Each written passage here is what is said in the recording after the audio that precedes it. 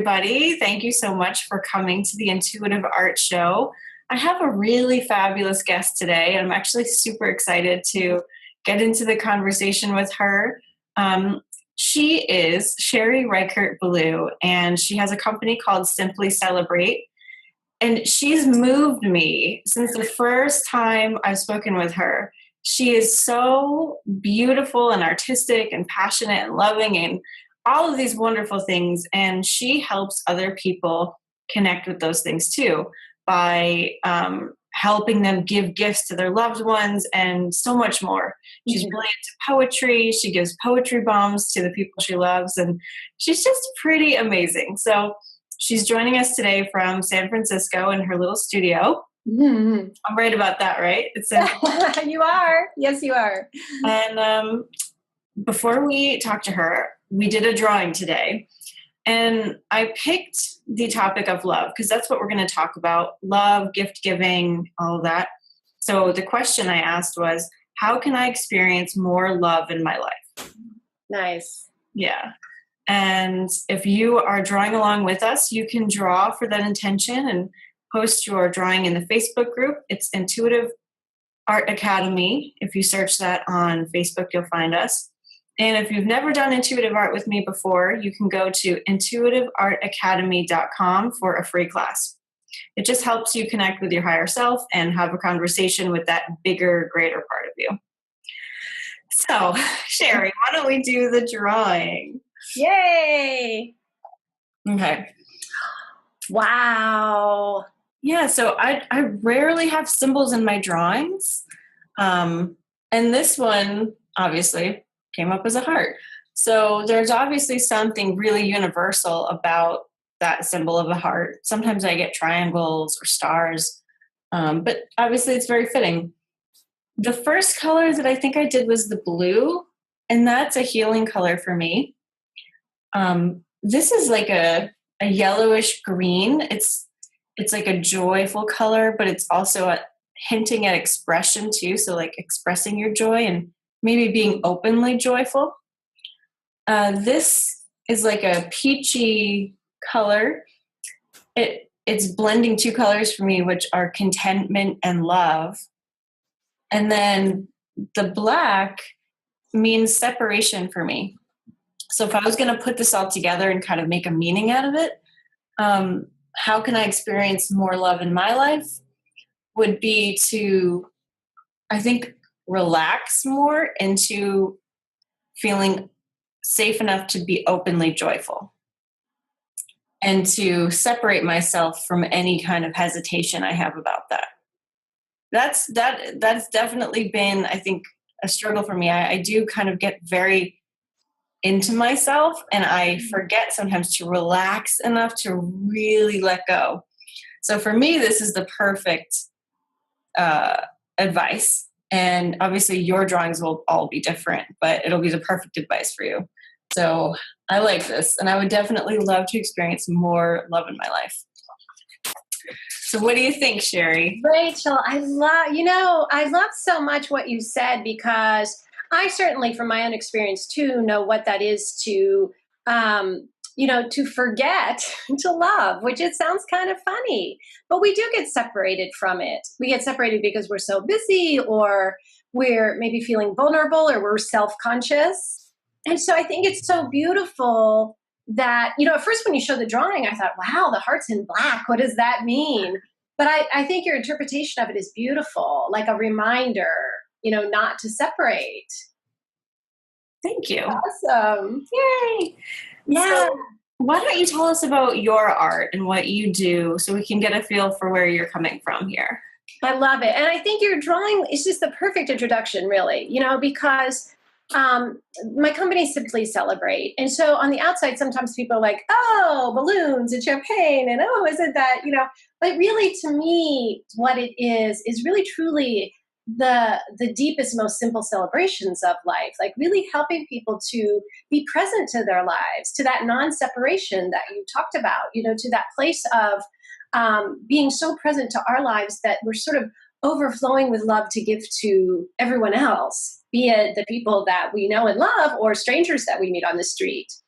And so Simply Celebrate kind of has these two paths. The one is which, I love to help people get grounded in their own lives so that they can celebrate the most ordinary of moments and make ordinary moments feel magical. But also then, as I've had such a huge passion for giving one-of-a-kind creative gifts that really show people now, say it now, how much we love and appreciate them. And so, again, I'm just struck by what you were saying, because it's hitting me again about how we have to be here. We have to be so present and so trusting in order to be, even to show up for our own lives, but then also to show up for others, and to give or receive love. Yes, trust. I think that would be a good place to start, because I'm curious about that. So you witness people giving their loved ones a gift. Before we get into trust, can you tell us a little bit about what you help people, what you make for them to give, or what you help them create? Because I think the book thing is popping into my head, and it's so unique. I'd love to hear more about that. I'd love to. Yeah. So I think what you're referring to is what I call a celebration book. Yeah. Really literally in the middle of the night, a long time ago, a friend of mine was getting married. I woke up in the middle of the night with an idea for a gift for her, which was to interview all the people in her closest circle, especially the bridal party and the groomsmen and her parents and her closest friends. And I'm a high school friend, so some of her high school friends. And the idea just dropped in to create a book that sort of expressed the celebration of the moment, why they were a great couple, what we've learned from them as a couple, what we hoped for them in the future years. And from that came this idea to create these books that really do, they're I call them a kaleidoscope of love, because they're this whole kaleidoscope from someone's entire community, kind of like what happens at a funeral, which I've always hated at funerals, that there's this outpouring of love and photos and memories, and the person can't hear it. And so I feel like these books are sort of a way to say that now, to have it all now, so people can treasure it for the rest of their lives. And so the books, to me, they're a touchstone for people. They're a real touchstone to say, like, oh, this is what makes you unique in the world. This is who you are. This is why we love you. That's just so amazing. I can imagine receiving one of those, and just feeling so like a puddle on the floor, Such an amazing thing. And I know you helped me and a group of women create a birthday present like that for a colleague. And it's just such a beautiful thing. How did you come into this work? Like, how did you get to be such a big-hearted person yourself to even think of this and carry this and help other people do this? The truth of it is that this celebration, I call it a practice because it's really my spiritual practice, that this grew out of a really, really dark time for me. In fact, I was suicidal. It was an incredibly difficult time. I just felt like I didn't belong on earth. I shouldn't be here. And by some grace, you know how this happens, I was led to take a meditation class. And I was kind of just like into space that it felt like the darkness was like it was closing in. And I had this feeling like it was like an iron wall closing in on me, the depression and the anxiety. And when I went to that celebration or that meditation class, I like that they rhyme. That's good. Yeah. When I went to that meditation class, I was, you focus on the breath, right? So it's like I was taking an in-breath, and I realized for that tiniest moment that I didn't feel the pain. I didn't feel like I wanted to kill myself. I didn't feel, everything that I thought was solid. I thought it was a solid wall. And, I always describe this, it was like a pinprick of light in the wall. It just felt like there's one little pin, but that's everything, right? When it's a solid darkness, one tiny little light. And I swear to God, I can still feel that, like, it was a miracle, really. And the next day, I remember just sort of being aware of that, like, oh, there's a moment that I'm okay, and especially like I love my cats. I remember holding my cats and just crying, but feeling like I'm okay. It was like a little moment of light again, a little pinprick. And I started looking for those everywhere, you know, in order to survive, really. It was just this thing of like, where could I find a tiny pinprick of light to kind of keep me alive? And after time passed, I really started to be here on Earth again and kind of like know that I was going to stay. And I realized that I didn't have to just look for those, I could create them. And that was another magical moment to sort of realize like, oh, I can create these. I can consciously, intentionally find ways to bring more light into my life. And then the more that I did that, I think it naturally led to noticing other people who were in the dark at first, like who might need light, and thinking like, oh, I can create something for them. I can send them a card to let them know how much I love them. I can, you know, invite them to, you know, to go look at the flowers with me, you know, whatever it is that would create just for them a pinprick. And I think, you know, from there, you know, it's been really fun to see how those giving of pinpricks of light have turned into all of this like creative gift giving. You know, most of the gifts that I encourage people to give are like the celebration book, that they're gifts of memories or love or experiences with people. So that's, yeah, I feel, you know, thank you world, right? Like however that happens, I feel so lucky. That's amazing.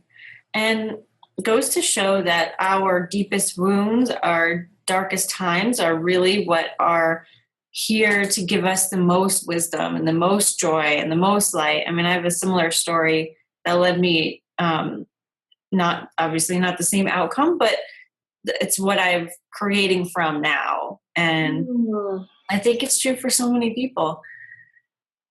I love how people are in the dark.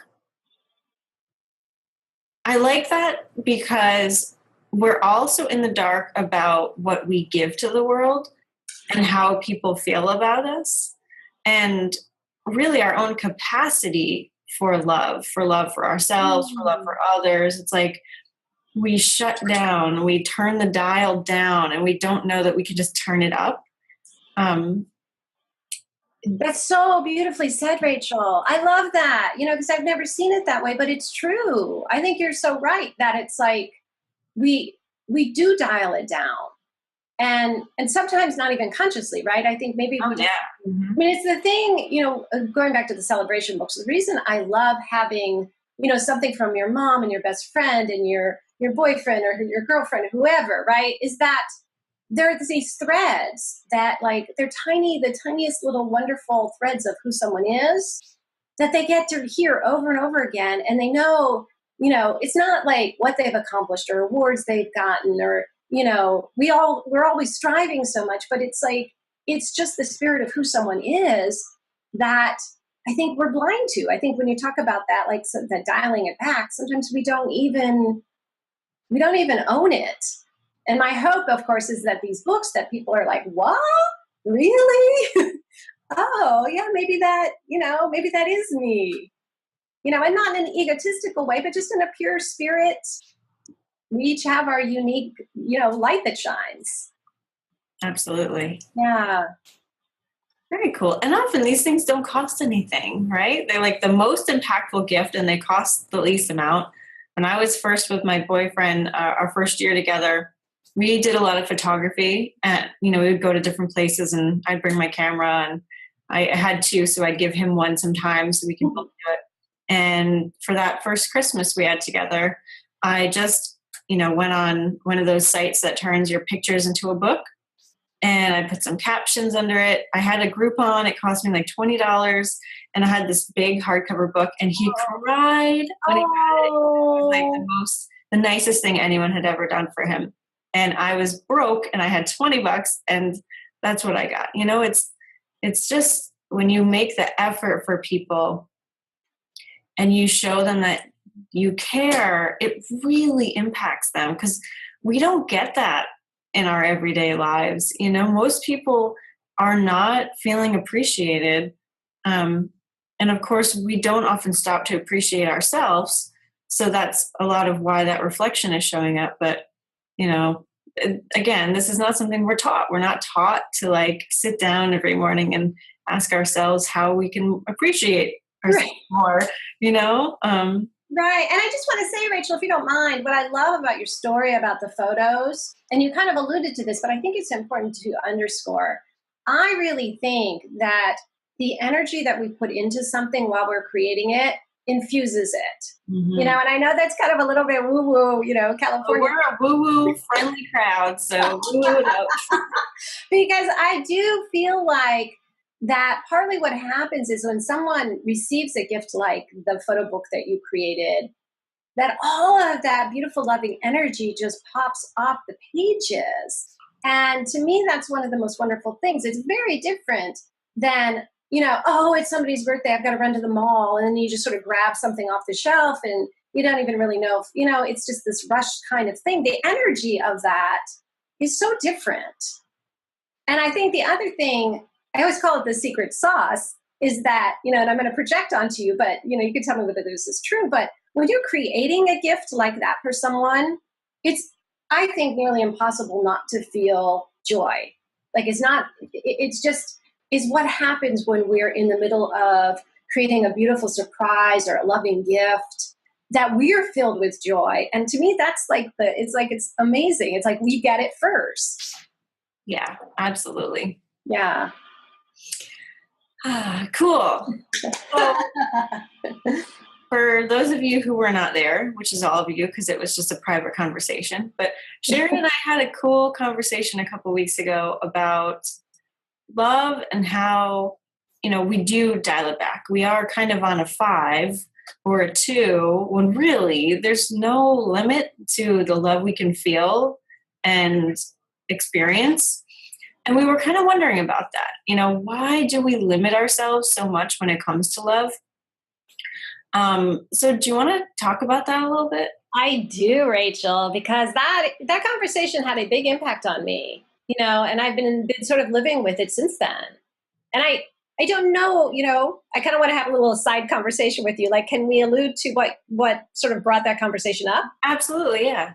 Yeah, maybe you could just tell that beginning piece. Yeah, so I have a friend who I used to write poetry with, lots and lots and lots of poetry. Mm. And it was a really amazing time.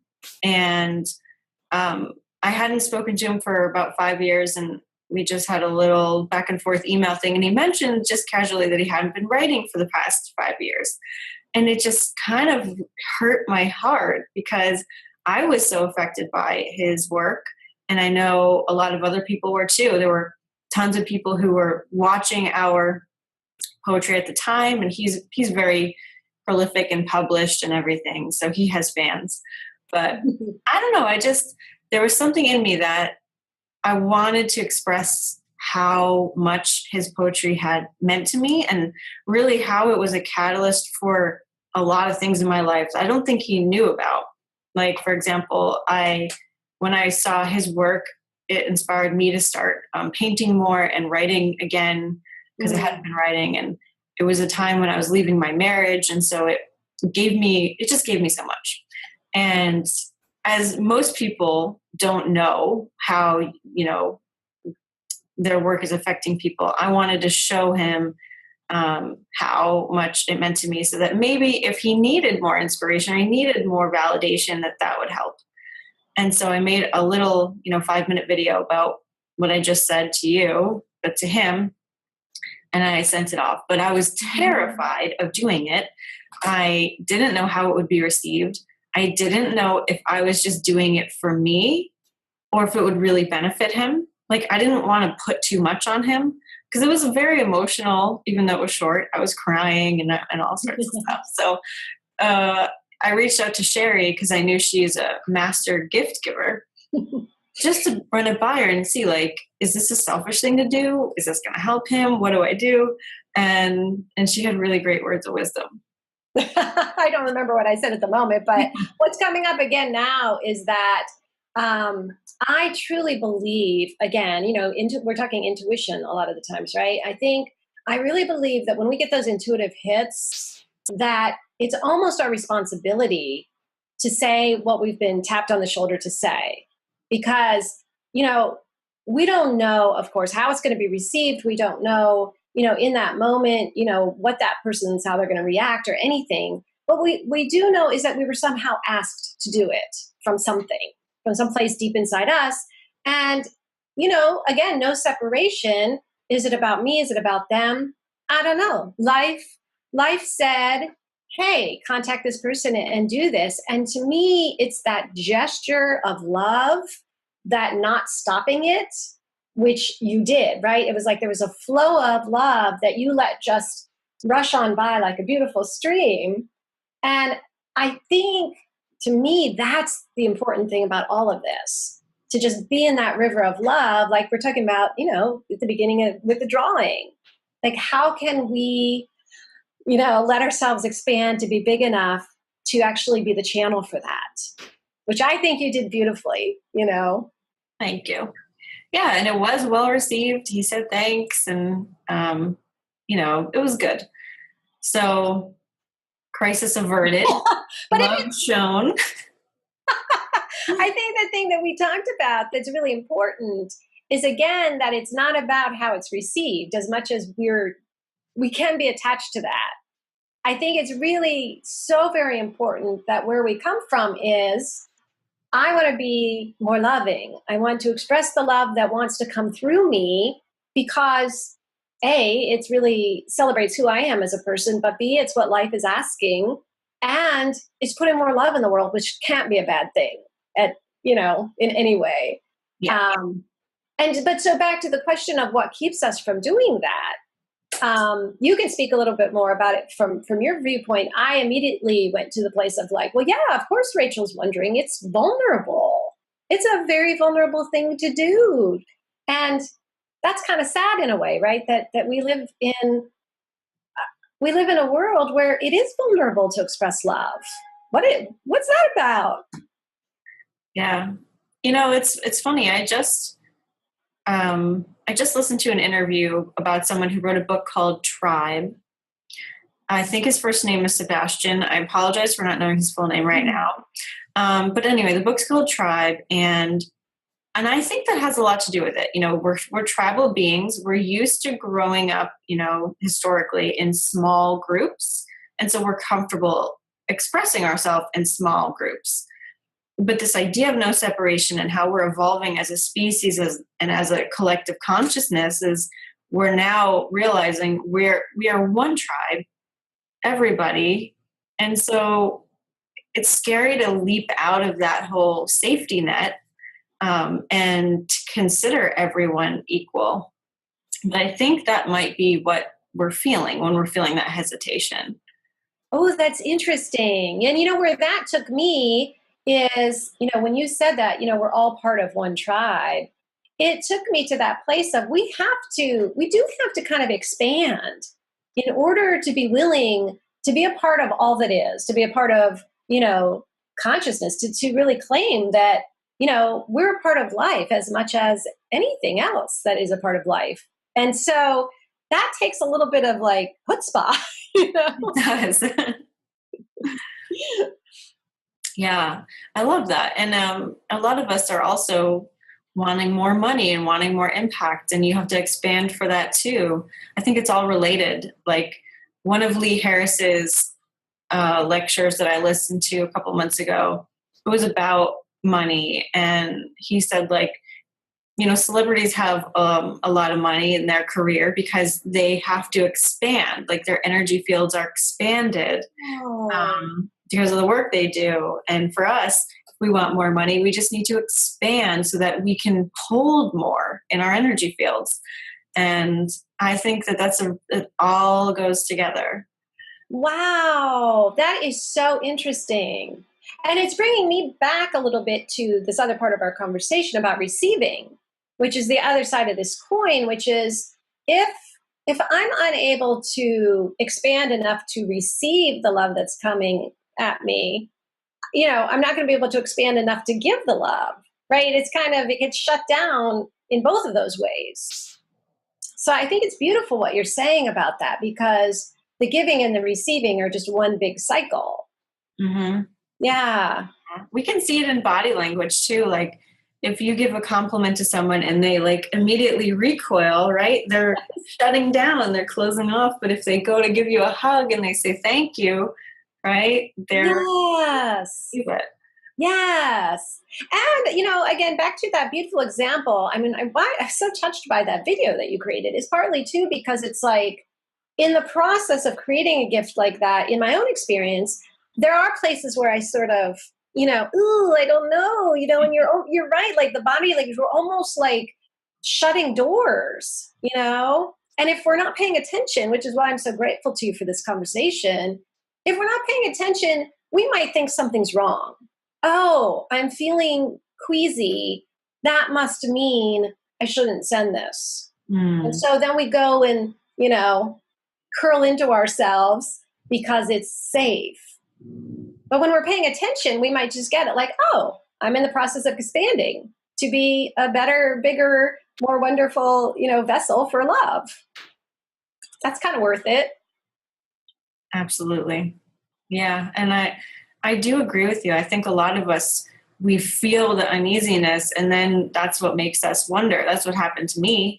All right. I did it. I did the video. I felt great. Obviously, emotions were flowing. And then I was like, oh my goodness. And I totally withdrew. And then the nerves took over. So. Oh, and the piece about that I want to share too with other people, just to say it aloud so I remember, which is that also what happened from that video you created is you and I got on the phone. And that was like this gift that it's like your willingness to expand into that love and creating that video connected us. And then we got to have this wonderful, I felt like it was like this love fest, getting to talk and get to know one another. And so that's the other thing is we don't really know what's going to come from what love we're putting out there in the world. The ripple effects could come and go from any direction. Absolutely. And you mentioned that earlier, like what we put into something is what we're going to ultimately get back, whether it's in that or form we think it will come from or from something else. Like the love I expressed obviously came back to me when we spoke. I mean, we were only supposed to talk for like 5 minutes and it turned into 45. So it was perfect. And now we're going to do it again. So. Right. And each time, I mean, this is what's so great. Like you're helping me to expand each time we have these kind of conversation. And I'm so grateful for that because you were the one who brought up, I think you used the phrase, why do we limit love? And that was like, wow, what a great, you know what I mean? What a great thing to look at. Why do we limit? Why do we limit what we let in? Why do we limit what we give? Yeah. It's interesting. Yeah. And now, obviously this is going out to much more than just you and me. So the ripple effect is happening.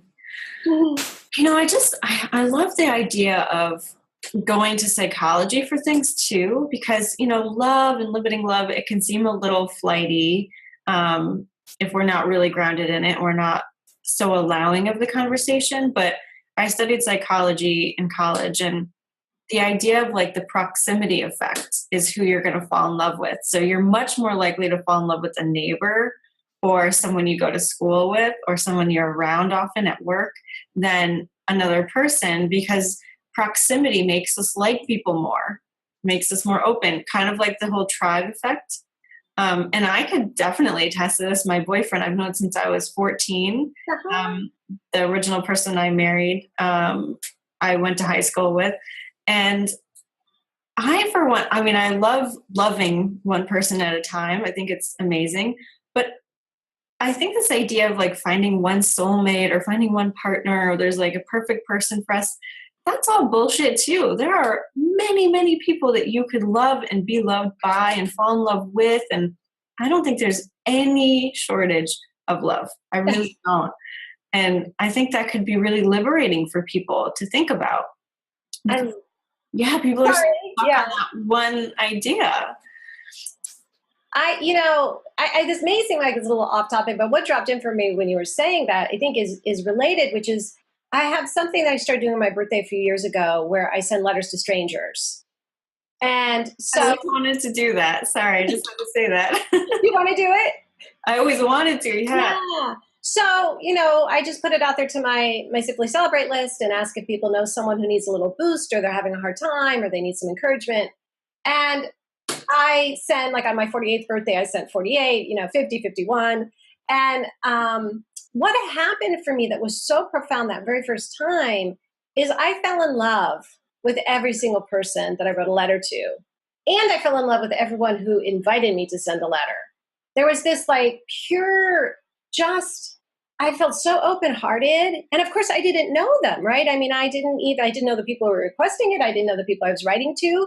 But Rachel, what it taught me was exactly what you just said, is I was like, love is so abundant. If I'm ever feeling lonely or lost, I just need to reach out for it, Like in this case, I was just like, hey, give me 51 people I can write to. And unfortunately, there's not a shortage of 51 people who need extra love and who feel lonely or grieving. That part's kind of hard, that there's such an outpouring of like numbers of people who really are in need of love. But for me, I was just like, I can fall in love over and over again. Yeah. Yeah. It's so true. And that's a beautiful thing that you do. Oh, I love that. I used to want to do like love letters to strangers and just like open up the yellow pages or the white pages, and just write to random people. And I never did it. But now you're kind of re-inspiring me. I think it would be a really cool thing to do. Well, I was just going to say, do you want to commit to it? Like to doing one in the next couple weeks? Absolutely. And I love that idea, and I would just like to put that out there to anyone else. Like, this is one of the things that I always, sort of encourage people to do, whether, it can be if you're at a store and a clerk is especially friendly and great service or whatever, to write a letter to that person via their manager, to make sure that they also kind of get a little, somebody else realizes. But it could be like you're saying, it could be someone that you just randomly pull out of, online, or it could be, once I wrote a letter, someone posted a poem that his daughter had written, and I didn't know the daughter and I barely knew the person, but I wanted to send a letter to her because it was so beautiful. Like that, this is like a fourth grader writing this beautiful poem. And when we sort of open up to those possibilities, or, if I finish reading a book that I love, I often will think someone spent, a long time writing this book for me, to read and to be able just to send a letter to an author. And, there's so many strangers we could write to. Definitely. Yeah. I love how all of our talks turn into like this. I just have one that's actually sitting on my desk that I'm going to say too, that I met my girlfriend. We were taking the ferry to another friend's house the other day, and she made a pie for us. We all brought some food, and she brought it in this vintage carrying case it was like colorful and decorative, this like tin carrying case. I don't know what era, but it was beautiful. And I was like, oh, I just love, like, it totally elevated our moment, right? It just was so much fun. And she said, oh, my sister-in-law gave me this as a gift. And I was just like, I don't know why, I just said, oh, I want to write to her, and I do, like, I want to write to let her know that this gift she gave someone totally changed my day, and I think that that's the thing too. It's like just being able to recognize and appreciate how strangers do impact us. It's pretty amazing. Yeah. So I think that that's interesting because this whole idea of strangers, and I think we keep circling back to this theme of no separation, and how it doesn't matter if you've never met someone before, they're still familiar to you. Like, you can see the spirit in them. You can acknowledge that they're basically the same stuff you're made of. And so we are all connected, regardless of if you've ever met them before. And I hope that continues to unite us more. I mean, I think just look at the Bernie Sanders campaign. Yeah. He's obviously not going to be our Democratic nominee, but he got, I think, over 12 million individual contributions and millions of votes. And I mean, from a campaign that wasn't covered in the media hardly at all. And so it's unlike Trump's support, where that really came from him being on all the TV shows and everything. Bernie Sanders wasn't really anywhere. Hillary Clinton pretty much refused to debate him. So there weren't even debates where he could show what he talks about. It was all people reaching out to one another who don't know each other. And that's really the power of this idea of vulnerability. And I think I love the idea of being self-referential too, when it comes to growing your capacity for love, because if you're not tuned into your own heart and what your own heart thinks and wants and desires and needs, it's going to be really hard for you to show love to other people. Every morning I try to check in and ask my heart what it needs and how it's feeling. Yeah, and even when it's kind of dull, like sometimes I'll wake up and it's like my heart hasn't jump started yet and it's just feeling a little flat. Yeah. I'll just be with it and be like, okay, you're flat. What do you need? Do you need to say anything? Do you need me to do anything? Like, what can we do today to, make you brighter and happier? And it's just the way of showing yourself that you care about who you are and what you think and what your preferences are, that really allows that to translate into the world. Oh, Rachel, that's so beautiful. That's so beautiful. My little bit of a spin on that same thing, I think, is that I use the phrase like looking for sparkles or looking for, again, it's the light, but it's like that same thing of, being, like you're saying, so conscious about like, oh, what is it? And for me, it might be when I wake up because, even after all these years, I still sometimes wake up with that like feeling of like, just panic or depression. And it's why I wear hats. People are always like, why do you wear hats all the time? Why do you wear hats? But to me, hats are, they're for me. They're a way of saying, this is my life. This is the one life I have. This day is never going to come again. This moment, I don't know when I'm going to die. It could be today. And I want my life to be a celebration. And that's, I think, what, when I'm in the morning looking for sort of, that, like you're saying, that connection to that self-love, it's like, it's like if you have a kid at home, you make up a tea party or you get all dressed up and go somewhere. I mean, we do that for children a lot. And it's like that same feeling with ourselves, right? Like, oh, honey, what can we do? Mm-hmm. Yeah. Yeah. And I think the idea that you choose how you feel is important too. A lot of people see me and they think I'm just all the time happy, snappy, like living life and over the top excited. I mean, I'm like that often, but it happens because I choose to do an activity that I know will make me feel that way, or because I choose to sit down and connect with those feelings. I don't wake up just like bubbling over. I really don't. I'm so slow to get into that, and I have to choose it. And I put things in my life that will bring me to that. I call that happiness stacking.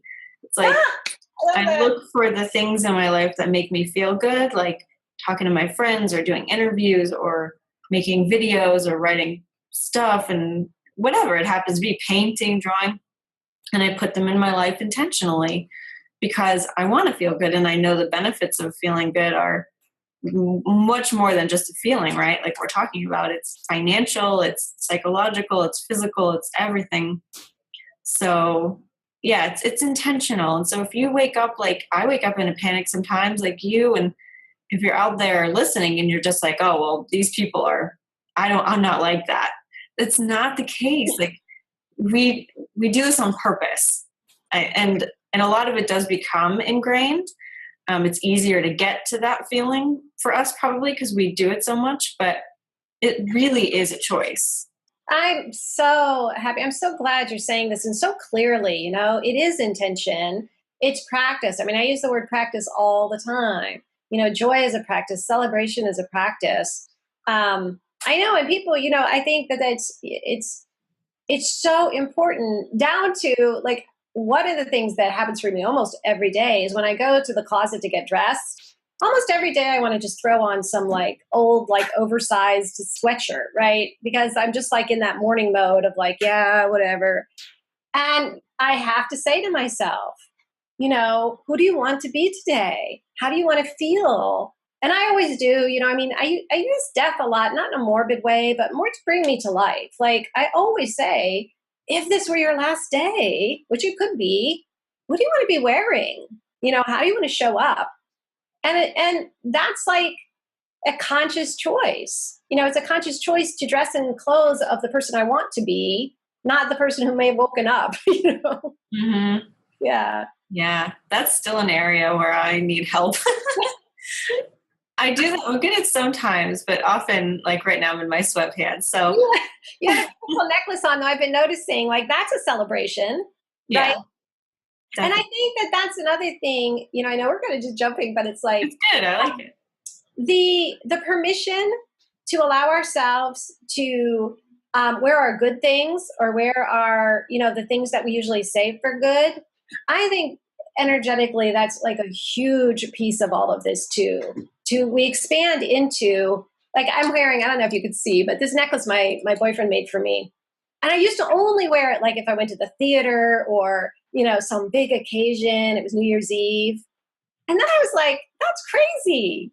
I love that necklace. I'm going to wear it as much as I want to wear it. Like anytime I feel like I'm going to be close to him or, feel a certain way.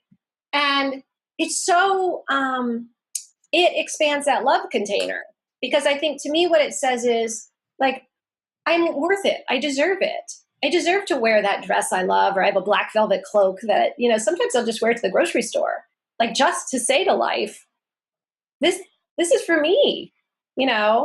I don't want things to just like wait for that like one moment, 10 years from now when I deserve to be the person who can have all of that. Very true. Yeah. I think that takes a lot of intention and thought, right? To get to the place where you're able to do that. Like, yeah, we could go into a therapy session, but for me, I don't know why, it's something that I stop myself from doing it. If you do you ever feel hesitant, and how, if you feel hesitant, do you get over it? Like, is there a voice in your head that tries to stop you?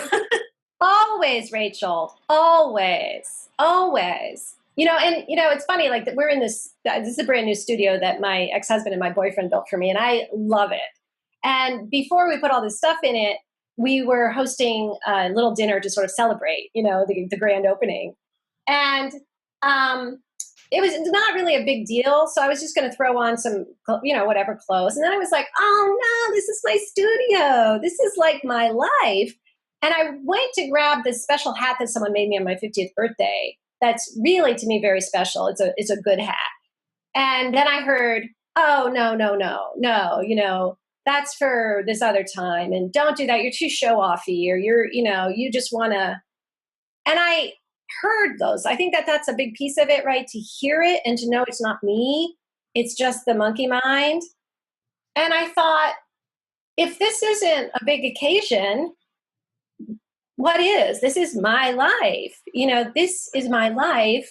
And I think that the thing is just to really like, just stand there for a minute. Like I always have to do that. I really do. Those voices come up all the time, and just say, no. It's like they're trying to shut us down. They're trying to squelch something. And I want to open, right? Like I want to wear that hat that, is my best hat, because that's my best moment, because it's right now. I love it. Yeah, absolutely. It's just like with anything else. It's funny because I think this is my area that I like, really one of the only areas I listen to those voices. Because I mean, in my regular life, I really don't. Like, I'm pretty free and liberated and a lot of things, but it's like the style piece, the appearance piece, that I listen to that little voice. So that's, yeah. And it's interesting, I'm glad you're bringing it up, because don't we all do it in different places? Maybe, maybe some people do it here, some people do it there.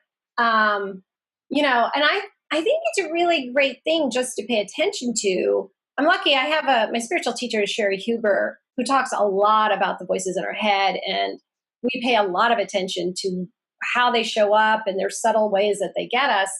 And I think, whatever area it is that they come up, that place of challenging it, that place of knowing it's not me, who I am, back to the beginning and that beautiful drawing you did, that's who I want to be. I want to be that love. I want to be that expansiveness. I want to keep being brighter and, more loving, not, shutting down in the way that those voices, for me, that's pretty much always what they're doing. They're smacking me down. Mm-hmm. Well, I think love is a much more, I guess, I don't know what I was going to say. I think I was going to say, like, love is a bigger entity than all of those voices. So we have a good thing on our side to help them get calmer and put them in their place. So thank you so much for this reminder too of like how I'm showing up and not just going for the sweatpants because I work from home. Because I do have a lot of dresses I really do enjoy. And I don't wear the fancier ones normally. I'll wear the day dresses and the sundresses, but yeah, and it might be fun. I remember, this is funny too, when I started making money in my business, I bought these really expensive Miu Miu boots with glitter on them. And it was like my little present to myself for like going over the hump from like hobby to full-time business.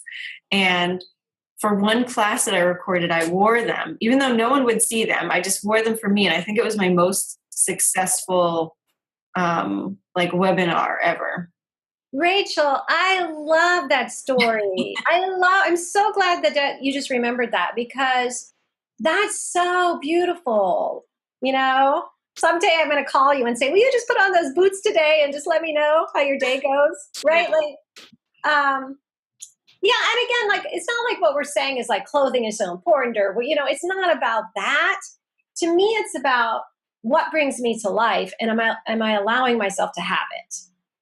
So, and I think clothing is one thing that sometimes does have that for people. It's just one thing, but, it could also be, do we allow ourselves to, like we're thinking we really want to go to the beach, but we're not allowed to go because whatever, how we deny ourselves, whatever that is that calls to us.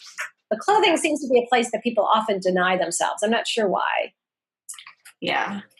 Well, I mean, it could just be like, because it's obvious to other people.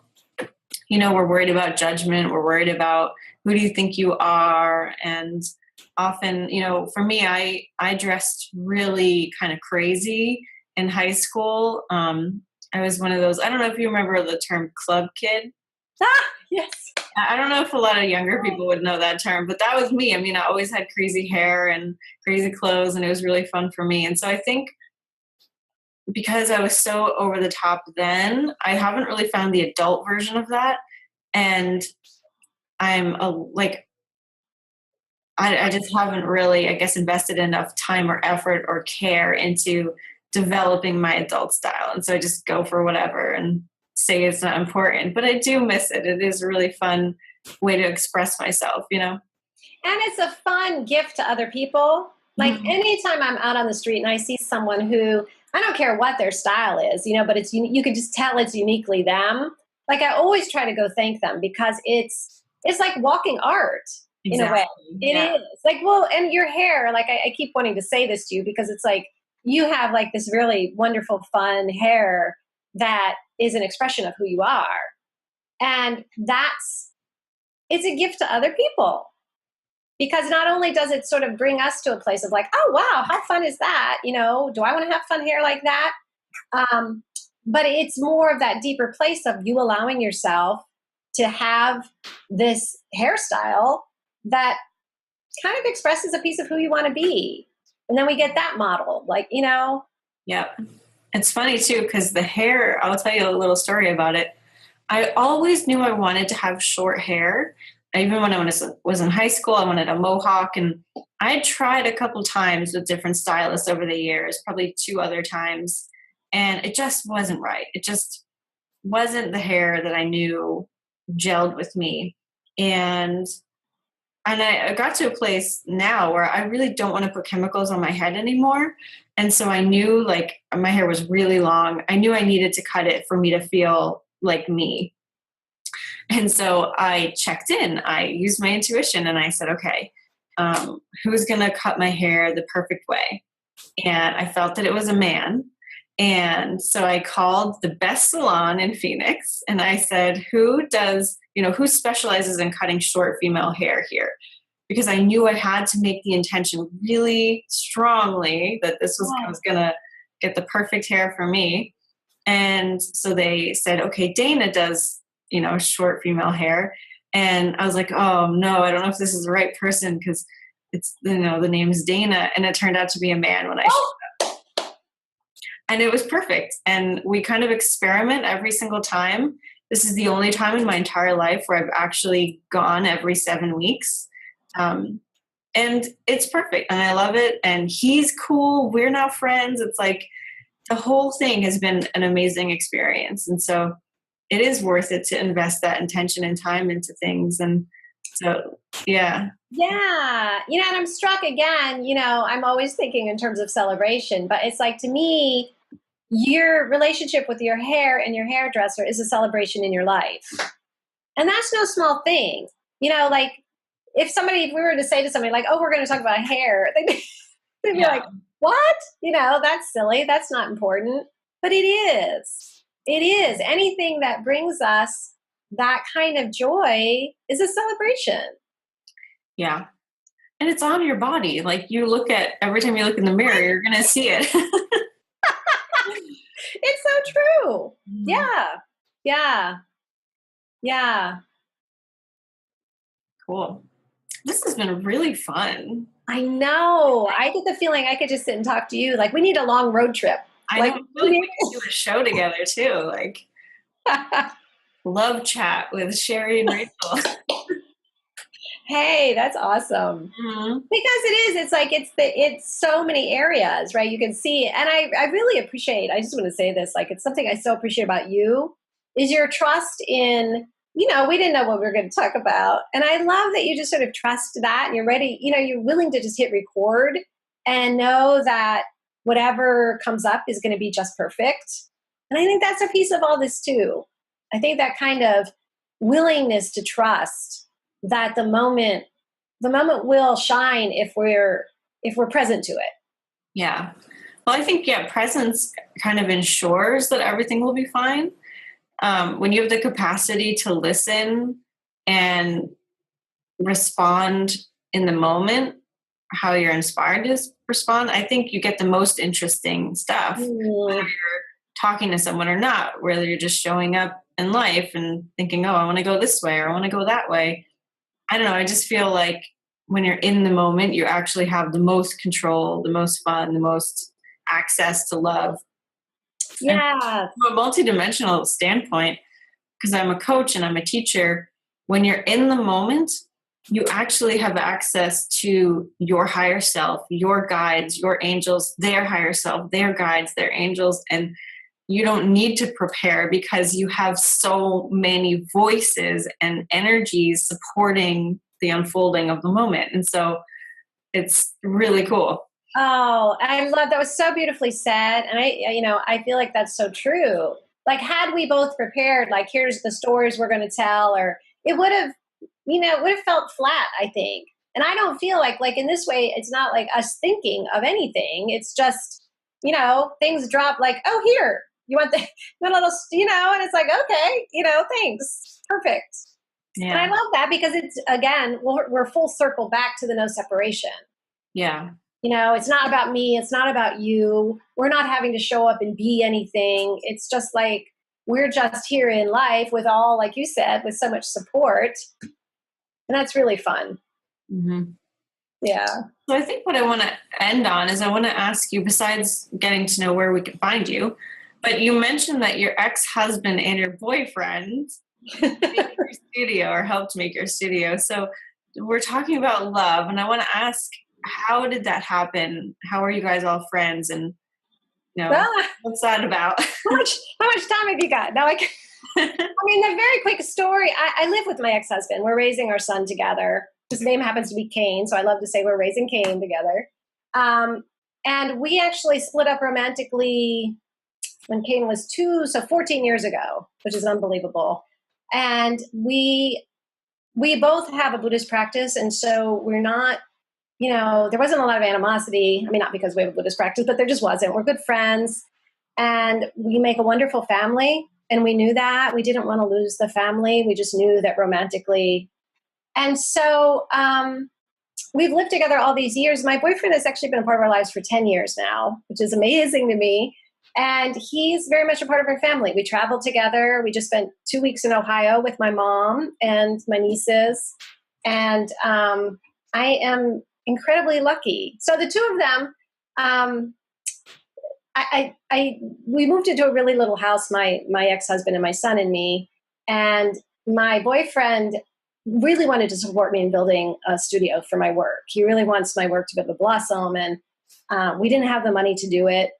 And he said, let's just build the foundation, which was so profound. He just said, I can afford to build the foundation. Let's just do that. And we'll see what happens. And he started building the foundation, and Bob got really interested in what he was doing. And they started planning together and building together. And Bob happened to have the financial resources to build the place with, but they had so much fun. And you can, talk about being infused with love. Like this whole building, the three of us often were working on it. And I just feel like when I walk in here, it's just like love, Mm-hmm. So that's how it happened. That's amazing. I mean, that shows so much about the human capacity to love in different ways with different people, different circumstances. And, it's not like the textbook idea of a family, but yet it works for you and it works for everyone involved. So that's awesome. What a way to end the show. Oh, well, and I'm so glad that you said that, because I wasn't really connecting it. But my family life, it really is about expanding the container. That it's just, sadly, all too often, when people split up or divorce, they're cut off. But we seem to just keep, I could go and tell you other stories about, like, sometimes at my mom's house, there's like 15 people sleeping there, like a summer camp, because it's like ex-boyfriends and just, all the people we've loved just keep coming back. And yeah. That's cool. Yeah. So how can we keep in touch with you, Sherry? How can we learn more? Yeah. Well, my website is simplycelebrate.net. And I have on there, if I could just for a quick moment tell people, if people sign up for my newsletter, the gift that I offer is called a love list template. And I just want to say this returning sort of back to the say it now and to expressing our love. To me, this is like, it doesn't cost a thing. And it's the best thing that we can do for people, which is just simply a list of reasons we love them. So I have a template that makes it really easy. You just print it out, you fill it out with 10 things you love about someone, and you send it off. And so, I always encourage people to just try it at least once with someone. And it'll feel a little vulnerable and it'll feel a little scary, but you can only imagine being the recipient. Like you open up your mail and there's a list of things that someone loves about you. So that's again, it's at my website at simplycelebrate.net. That's awesome. I love that. I'm going to do that. I'm going to do it right now before I'm going away again tomorrow. Sherry and I are filming this in my month-long vacation. I'm home for a couple of days right now, but now I'm going to Seattle and Hawaii. But it's so simple and quick. I could do it today. You could, and you can wear those glitter boots while you do it. Yeah. Then you'll have a 2-for-1. Mm-hmm. Absolutely. Well, Sherry, thank you so much for going on this journey with me and just talking so freely and openly and sharing and giving me some therapy. And I think this is definitely a conversation I want to have again with you. And people who are listening and watching this, get in on this conversation. We want to include you. So comment and share and let us know how you're feeling. Did any of this trigger you? Do you want to know more about a certain topic we touched on? Because I have a feeling we would be so down to do this again. Oh, I'll be back in a minute. You just say the word. I loved our time together, Rachel. Thank you. Thank you so much. Thank you. And we'll be back next week with another Intuitive Art Show. So I'll see you then, everybody. Bye. Thank you so much for watching. If you're new to intuitive art and you've never done it with me, go to intuitiveartacademy.com for your free class. You'll learn how to have a conversation with your higher self in 3 easy steps. That's intuitiveartacademy.com. And if you're already a pro or you've done the free class and you want to learn more about creating abundance from your purpose, go to workyourpurpose.com and you'll watch a free video series all about what it takes to create a purposeful income from doing what you love. All right, enjoy, and I will see you later. Bye-bye.